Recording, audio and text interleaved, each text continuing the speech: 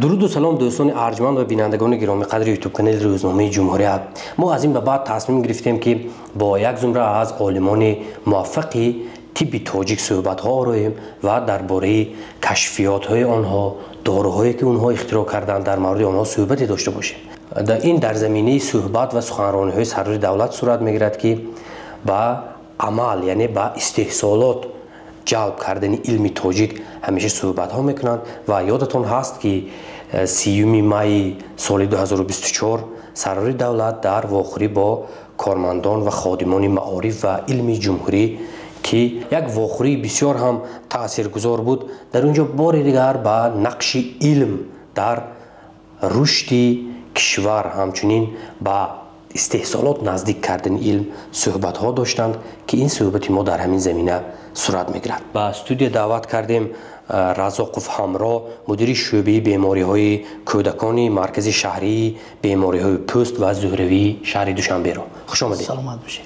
استاد محترم، ببینید امروز ها مسئله مهمترین طب تاجیک و از آن عبارت است که ما باید هرچی بیشتر از گیاهای شفابخش تاجیکستان برای ساختن داروهای وطنی به طور وسیع استفاده بریم. در این باره سرور کشور نیز بارها نگرانی داشتند و افزودن واردشوی داروهای خارجی را نه به منفعت ما ارزیابی کردند. در این باره همچون متخصص چی گفته میتونید؟ تشکر که ما رو قدر کرده به اینجا دعوت نمودید. خب در حقیقت بعد برآمد پیشوای ملت محترم جناب عالی 30 می سال 2024 اوید واردات داروها به جمهوری ما خیلی صحبت‌های نظررس بود. خب در حقیقت داروهایی که از بیرون از جمهوری ما وارد میشوند بسیاری و یا هر یک دارو گوییم تاثیرات منفی و مثبت خودش را دارد. انا بیماری پوست، چقدر که من دکتر پوست هستم، بیماری پوست اصلا پوست خودش اصلا مرکز بیماری های داخله است. یعنی عادی کرده گوییم پوست آینه بیماری های داخله است. ما وقتی که بر پوست نگاه میکنیم علت های داخله رو میبینیم. خب بیماری پوست هم شمارهشون خیلی زیاد است. خب داروی زیاد استفاده میبریم. ما همچون متخصصان گوییم سایه طب در کوشش می‌نماییم که در آینده داروهای اختراع کنیم که داروهای وطنی باشد. اکنون از سینا سر کنیم و از بیرونی و از گوییم که اجدادهای گذشته ما که به دارو سر و کار داشتند اصلا آنها گیاهای وطنی ما رو استفاده می‌بردند، با گیاهای وطنی ما مردم را توبت می‌نمودند. حاضر باشد همین مسئله جناب عالی همین مسئله را درست برداشتند. یعنی همین مسئله عین مدعاست. ما باید که حاضر از پی اختراع و استحصال داروی وطنی باشیم. داروی هنگام بیماری پوست بسیار دارو رو ما استفاده میبریم. براستی تا این همین سال 2020 مثلا برای کسل‌های سفید پوستی، برای مویریزش ما داروی استفاده میبردیم از خطای می آوردن. حتی ما ترجمه نداشت. در هنگام بیماری پوست چند نمود شکوفه‌ها است که هنگام این بیماری‌ها ما داروی هرخیله رو ملهم‌های هرخیله رو استفاده می‌بریم. بسیاری حالت‌ها می‌شود که دارو نرخشون گران است. وقتی که می‌برن مردم ما همه گرفتن نمی‌تواند اون رو حسابی قیمت بودنش حسابی گران بوده نرخش. از این خاطر ما متخصصان رو مجبور می‌سازد که ما باید که در جستجو تکاپو باشیم. باید ما همه وقت فکر کنیم که از گیاهای وطنی خود من باور دارم که گیاهایی که در وطن ما میروید به تمام دردها سبب شده میتواند، دارو شده میتواند، ملهم شده میتواند. یعنی مشکلی خلق ما رو آسان کرده میتواند. شما الان شاید احساس کردید که ما اینجا سبب اصلی دعوت شما به استودیو روزنامه اختراع یک داروی نو است که ما شنیدیم و اینک من شما با چند نمونه از آن را تا به استودیو ما آوردید با نام ویتیش. بله. این درباره همین دارویی که تازه شما اختراع کردید صحبت میکردید. این اصلا گریم در کدام شکل است؟ یعنی شکلی در شکل مایع است، در شکل مثلا ماز یا گل باشد؟ درباره اش صحبت میکردید. همزمان میگفتید که آیا برای این علاقه شما پتنت گرفتید و به داروخانه‌های کشور تقسیم شده است. درست قید کردید. دوری که من اختراع کردم ویتش نام دارد. اصلا این از گیاه وطنی خودمو تیار کرده شده است. خب ویتش این یعنی معنای این دارو چی؟ بسیار سوال میتونن که برای چی ویتش؟ من از کلمه ویتا یعنی حیات و ایش یعنی که گیاه وطنی خودمو این رستنی رو در بلندکوه‌های زرافشان مردم طرف زرافشان ایش میگویند یا ایشی میگویند. در خطون زمین در اینجا هم میروید این الف، در اینجا این رو وشی میگویند. بله. خب یعنی اما ریشه شی هست نه یعنی که بله به همین خاطر ویتش هست. بله یعنی ریشه ایشیم، ریشه ایشم. بله. هم الف ایشم هست یعنی حیات با ایشم، با گیاهی ایش. این دارو طرز محلول برای استفاده بیرونه ما تیار کردیم. خب در این دارو از دو نمود الف های گیاهی وطنی خود ما تیار کرده شده است که یکی اش ایشم، یک دیگرش چای کهک یا که زیر بوی. این دارو به طور محلول تیار کرده شده است. هنگام بیماری های سفید پوستی و هنگام بیماری های مویریزیش استفاده برده می شود. مویریزیش هم چند نمود می شود. اصلا بسیارتر ما هنگام مویریزیش لونوی این رو استفاده می بریم که تاثیرناکی خوب ما دیده استودیم تاثیراتش رو. در این دارو دستورالعمل مانده شده است که دستورالعمل با دو زبان خب آورده شده است، به زبان تاجیکی و به زبان روسی. اوایل طرز استفاده، اوایل نگهداری همش در اینجا آورده شده است. اکنون لطفاً میگفتید که آیا از سال چند این مورد استفاده قرار گرفت و حجت ها و تصدیق آن کی به عمل آمده بود؟ 16 سپتامبر سال 2021 نخست پتنت و شهادتنامه همین رو ما گرفتیم که اعتبار دارد از 16 سپتامبر سال 2021. خب 14 فوریه سال 2022 باشد در فهرست دولتی اختراعات جمهوری تاجیکستان همین داروی ما به قید گرفته شد. خود دارو رو باشد ما از ماه دکبر سال 2023 با استحصالات برآوردیم. بله. 2 سال مهلت دارد تا ماه دکبر سال 2025. همین داروی ما در پارک لابراتوری دانشگاه ملی که در نزدیکی صدبر واقع است در همونجا ما استحصال کردیم با معلم همونجا خلیفه پیرو. حاضر دارو در استحصالات قرار دارد. خب دارو همچون موادی فعال یا که به زبان روسی بیودباف که میگویند همه خیلی استحصال کردیم و خب محلول است. در مرکز شهری بیماری پوست و زیربی شهر دوشنبه پور ما استفاده برده استادیم. حاضر در ناحیه ها در گویم که ولایت ها دیگر ناحیه ها مورد استفاده قرار داده استادن. بله.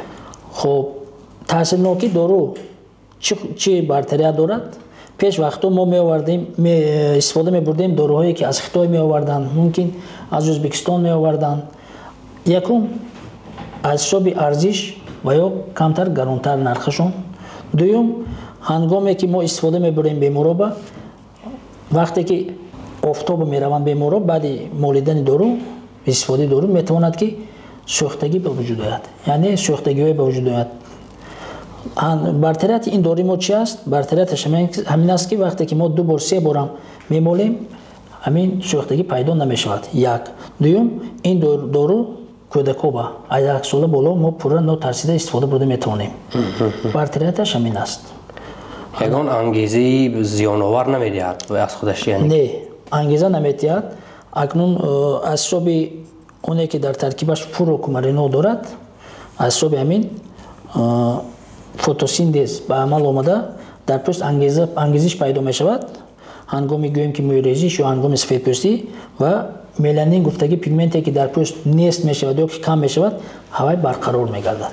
همین دارو رو به طرز کریم یا گل استحصال کنیم و و در آینده با خواهش داریم و با نیت ها همه خیلی هست که داروهای استحصال کنیم که برای بیماری دیگر نمودی بیماری ها، مثلا برای بیماری پسریاز من باور دارم که گیاهای طبیعی خود ما از همه موادهای درکاری لازمه بوی هستند و برای بیماری دیگر برای من شکوفه ها، برای شکوفه فلسی یا که پسریاز، برای شکوفه خشک، برای بیماری قبو یا که اگزیما، برای اینو میخوایم که با یگون ملهم ها یا که به شکل کریم یا که به شکل گل استحصال کنیم. امروز ها واقعا کسلی های پوست و وابسته به ریزش موی در پوست انسان همین گونه مراجعت ها و شکایت ها از طرف مردم یا بیماران افزوده است. واقعا شما سبب این رو در چی میبینید؟ این در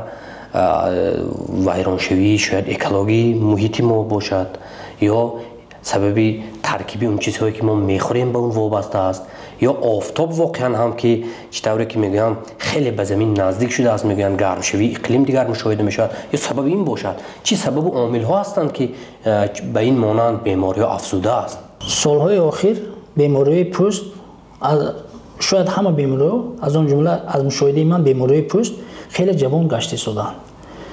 پیش وقتو بیماری ویتیلیگو یا برس رو ما در کودکای خرد کم مشاهده میکردیم یا که بیماری اگزیما. وقتای اخیر شاید از سبب تغییرات اقلیم، شاید از سبب اونه که در بازارهای ما محصولاتی از بیرون آمدگی زیادتر آمده شده است. خب شاید در از اونه که بسیاری محصولات ها ترکیبشون شیمی زیاد دارن، از این باشد در حقیقت این بیماری ها جوان گشته شدن. این بیماری ها بعض شمارشون زیاد شده است، لیکن متخصصان البته در جستجو هستند در تکاپوی مثلا اختراع یا یافتن داروی نوی که به این چیزا بگیم که فایده کند هستند. البته ببینید شاید ما در مجموع یک سبب اصلی آن چطوری که ما از صحبت و پیشنهاد و مقاله های اکثر عالمان دنیا میبینیم، این سببی یا عامل اساسی نه تنها به بیماری پوست بلکه به تمام بیماری ها گرفتاری بیشتر پیدا کردن انسان، یعنی به همه چیز حساسیت پیدا کردن. درست هم عصبش مثلا خراب شدنش، هم وجودش از دست و پا سر کرده، ارگانیسم در مجموع تاباور نبودنش یا که همون مبارزه شدید نبردنش نسبت به بیماری ها، ویروس ها، میکروب ها، این اصلا گیریم سبب اصلی این نیست مبادا که ما از طبیعت دور شده ایستادیم. یعنی ما اطراف ما، جای زیست ما در مجموع از طبیعت دور، چیزهای سنی اطراف ما احاطه کرده است. آبی پاکیزه، هوای تازه، خوراک هایی که مثلا میوه، سبزیجات از اونه که ما راست از زمین کنده میخوریم، نه این که مثلا ما نمیدونیم که شاید برای به اون حجم آوردن یک پامیدار مثلا یا یک کارتوشک شاید چقدر دارو در ترکیب اون زده باشن، ما نمیدونیم این چیزا رو، یا ما نمیدونیم که ترکیب اون گیمیا دارد ندارد. هرچند می نویسند در همون ورقه های رکلامیشون می نویسند گیمیا ندارد یا تماما بدون گیمیا. اونقدر شربت هایی که ما می نوشیم، درست آب های گازداری که می نوشیم، شاید در مجموع گفتم شما چی گفته میتونید؟ آیا این یک از طبیعت کنار جستن تمام بشریت یا انسانیت سببی اساسی بر خروج کردن تمام بیماری ها نیست؟ بله شما درست قید کردید. سبب اساسی همین شاید دورشوی ما از طبیعت باشد. ما مردمی تا سال 2000 میگیریم شاید که طبیعت به نزدیکتر بودیم، با زمین سر و کار داشتیم، همه محصولات از زمین بود. بله حاضر محصولات قسم زیادش میبیاد، بعد بسیارتر رو آوردن دهقانا هم به شیمیا.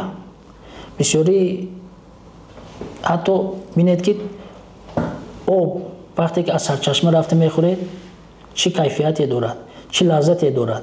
در حقیقت وقتی که چیزای ناتورال ما استعمال میکنیم ارگانیسم دیگر است، لیکن متاسفانه وقتی آخر اقلیم هم دیگر شد، گرمی هوا زیاد شد. حاضر بینید که من در اول چی گفتم، بیماری پوست خودش یک آینه بیماری داخله، یعنی که مرکری بیماری داخله. پوست تیز خودش نشون میدهد. اینجا نه تنها فقط درباره علتهای پوست گپ میرود، اینجا درباره علتهای داخلی گپ میرود. در حقیقت وقتی که خیمیا زیاد شد، بیماری من آموسی زیاد شده است. پیش وقتا همین بیماری پوست اگر گیریم، اون بیماری آموسی من همین بیماری که پاپیلوما میگوییم اوزاخ‌ها کمتر مشاهده میشدن. متاسفانه وقتی آخر زیادترن. با اینم اگر که آموسایی گوییم که خوش صفت باشد هیچ گپی نیست. اگر بد صفت باشد در حالت یگان رسیدن بریدن و یا زیاد میشوند. و این خاطر البته تاثیرات چیزهای ناتورال، تاثیرات طبیعت در جای اول است. راستی وقتی آخر من که در مدیر شعبه کودکان هستم، وقتی آخر مشاهده میکنم بسیارتر بیماری هایی که در بالا آوردیم زیاد در جوانتر گشتن اون بیماری ها زیادتر مراجعت میکنن بیماران. من در چی میبینم همچون یک متخصص حاضر خوراکایی که ما استعمال میکنیم، فرزندان ما استعمال میکنن، خوراکای بسیارتر صنعی است. خوراکای صنعی یعنی چی؟ بسیار پدر و مادران شکایت میکنند که فرزندانشون اشتها ندارن، فرزندانشون خوراکایی که در خانه تیار میکنن کم استفاده میبرند، یعنی که با خواهش نه. این سببش چیست؟ سببش من فکر میکنم همون چیزایی که کودکای ما بسیار استعمال میکنن، چیزای صنعی. مثلا از رولتون سر کنیم، اونا نمای بسیاری دارن، کروتون، خرستی اشکی، چیپس ها هستن که همین چیزا آبهای گازدار، نه چایایی که تیار میکنن، یا خیلی همین اینا تاثیرات منفی دارن به کودکای ما. چی تاثیر دارن؟ تاثیرات منفیشون چی؟ وقتی که استعمال میکنن اینا غدود زیر معده کودک‌ها نازک است. غدود زیر معده ورم میکنند. وقتی که ورم کرد کودک اشتیاقش گم میشود. وقتی که ورم کرد کودک دیگر میل خوراک‌های خانگی را خوردن ندارد. از این رو اول پوست که آینه دیگر بیماری داخلی میگوییم، پوست خودش رو نشون میدهد که مثلا زردشوی پوست کودک، پیدا شوی هر گونه دانه‌های گوییم که علتدار در پوست و این سبب این چیزها، یعنی که از اون دلالت می‌دهد که در وجود کودک در داخل انسان نقص پیدا شد و پوست همچون آینه اینو نشون می‌دهد. یعنی که کار معده و جگر رو بله، این کار معده، کار غدود زیر معده، کار جگر، گرده ها رو به تاثیر نمیموند. بسیاری حالت وقتی که همین چیزا رو استعمال میکنن و چیزا حساب اونه که شور است و حساب خشک است و بسیاری حالت من مشاهده میکنم انرژی که برای پیشو میسپارن کودک‌ها در اونجا نشون میدهد که گویا گرده علتناک است. لیکن میپرسید کودک یگان شکایت چی ندارد. البته تاثیرناکی خودشون میرسونن، تاثیرناکی منفی خودشون میرسونن. بله، یعنی که ما از صحبت شما من همین قدر پای بردم که ما باید با محصولات صنعی و شیمیایی، محصولاتی که از بازارها خریده می شود و ما از نمیدونیم ترکیب اون اصلا از چی برده است و شرایط نگهداری اونها در دکان‌ها و بازارها چگونه است روز ما نمیدونیم اونها در کجا نگه می‌دارند. ما حرکت باید کنیم که به اونها عادت نکنند. درست همین طور است. یک چیز دیگه نگفته نماند که همین خوراک‌های صنعی که کودک‌های ما استفاده می‌برند همونا یک خصوصیت عادت کنی دارند. وقتی که کودک زیادتر استفاده بردن میگیرد همین کودک‌ها عادت میکنن. اگر مشاهده کرده باشید این اکنون این چیزی که من میگم از زبان پدر و مادرها گفته ایستادم که بسیاراشون میگن که نمین تو همون نخورد کودک، این هم یک نمودی میل به همون خوراک‌ها داره. این یک نه واقعا هم یک آغاز معتادی هستن، محتاج بودن یا اون نیاز شدید داشتن. همه خیلی یک شاید مطابق شوی باشد یا چی، لیکن ضرر خودش میرساند. ما کوشش کنیم که کودکای ما بسیار چیزای ناتورال خورن، چه طبیعی خورن، میوه‌جات، سبزیجات، این چیزای خورن که خوراکایی که مادرها تیار میکنن در خونه این خوراکا رو خورن. وقتی که این خوراکا رو میخورن ایمونیته ارگانیسم اول اینجا به رول میبازد. وقتی که این خوراکای میخورن ایمونیته کودک بلند میشود. وقتی که ایمونیتش بلند شد ما احتیاج به داروهای هرخیله نمیموند. ما هرخیله دارو استفاده نمیبریم. لیکن وقتی که کودک خراب میشد، وقتی که کودک همه سری اون میبینن که گویا کرم دارد، گویا باید کرم رو توبت کنند، کرم جای اول نمیستد. من فکر میکنم که اول ایمونیته کودک برداشتن در کار. وقتی که ارگانیسم سالم است کرمی که پیدا میشود خودش نیست شده میگه ارگانیسم بارزه میبرد. ما باید مسئولیت ارگانیسم آدم رو برداریم. اکنون سوال این است که ما آیا برای ادامه سلسله کارهای آنها چی کارها کرده ایستادیم و در شخص خودتان من میخواستم بپرسم که شما برای معرفی هرچی بیشتری طب امروزه مخصوصا یعنی که در زمان 30 سال استقلال طبی ما به چی دستاوردها نائل شد، چی کدام کتاب ها مثلا ترجمه شدن یا کدام کتاب های ما به دیگر زبان ها ترجمه شد، در این سمت شما چی فعالیت ها دارید؟ ساحه بیماری پوست درماتوونرولوژی ما اساسیاسیا داریم، اساسیاسیای درماتوونرولوژی جمهوری تاجیکستان. همین خیلی است. بله. ما در آنجا تصمیم گرفتیم که همین پروتکل میگوییم دستورهای کلینیکی به زبان تاجیکی گردونیم.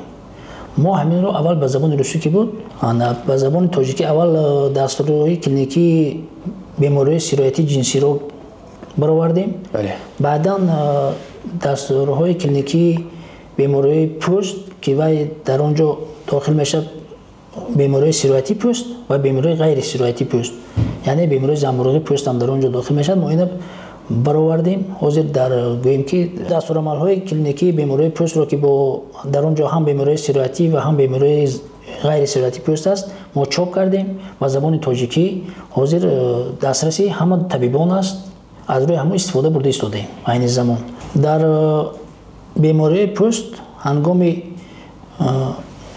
نوشتجات عنصرها در گوییم که به ورقه‌های بیماری بسیاری کلمه‌های هستند که براستی روسی یا که از زبان‌های خارج آمدگی مفهوم‌های صرف علمی هستند. مفهوم‌های صرف علمی هستند.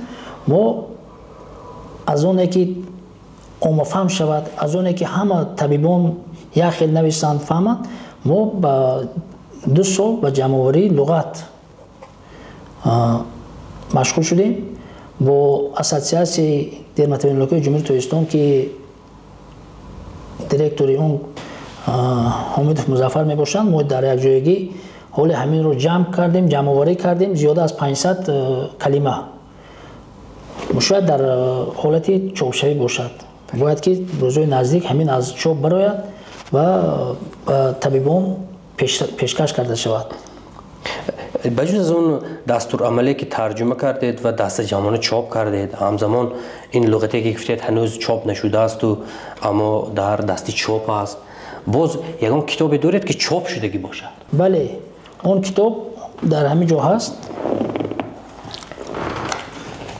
همین کتاب علامت‌های کلینیکی یعنی حالت‌های مفزعی هنگام بیماری پوست، در اینجا زیاده از 49 بیماری آورده شده است که این رو به زبان تاجیکی نبود.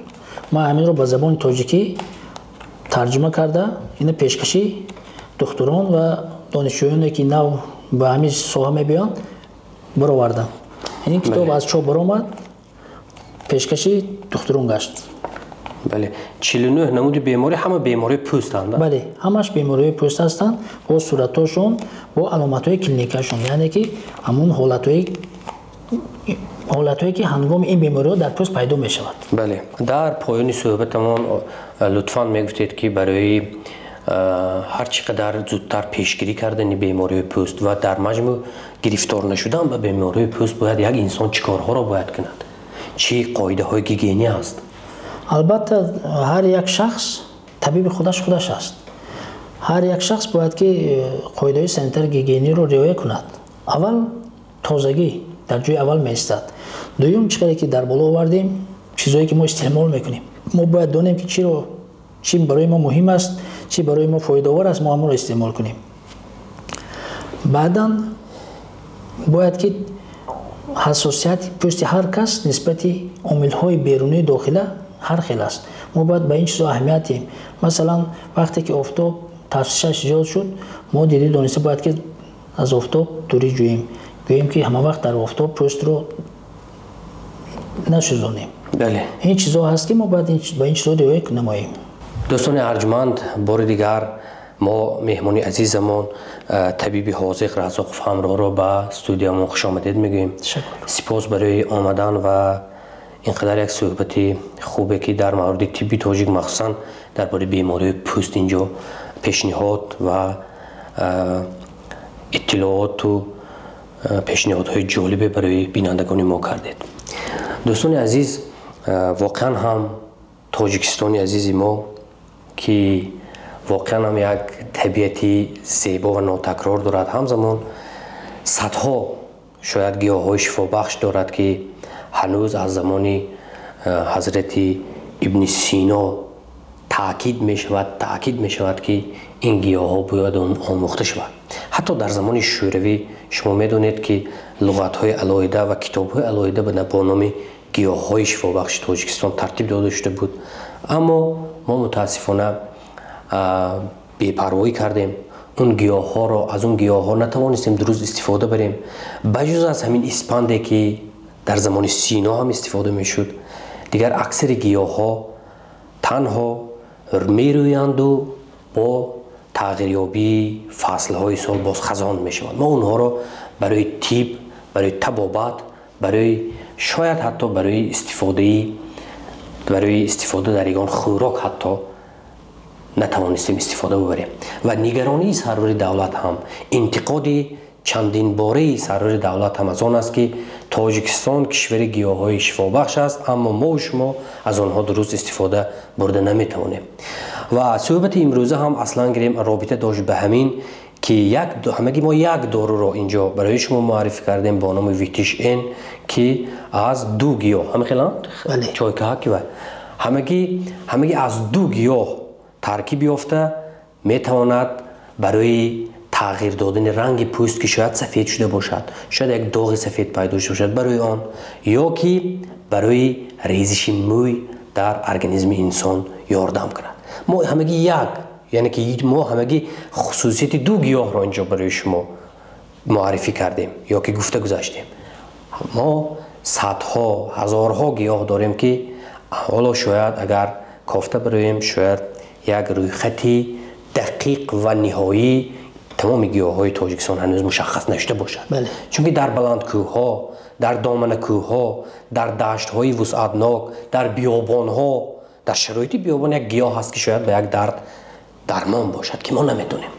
به همین خاطر دوستان ارجمند در پایان صحبت با امید آنکه ما مثل رزاقوف همراه طبیبان جویا، پویا و اختراعکار را بیشتر داشته باشیم که برای طب تاجیک خدمت‌های شایان کنند و کوشش کنند، تلاش ورزند که ما از داخل تاجیکستان بیرون نرفته توابت یابیم یا حداقل 50% با داروهای خودمان را توابت کنیم، نه اینکه داروخانه‌های ما، داروخانه‌های بزرگترین ما شمارهشان هر روز به روز می‌افزاید پر از داروهای خارجی باشد.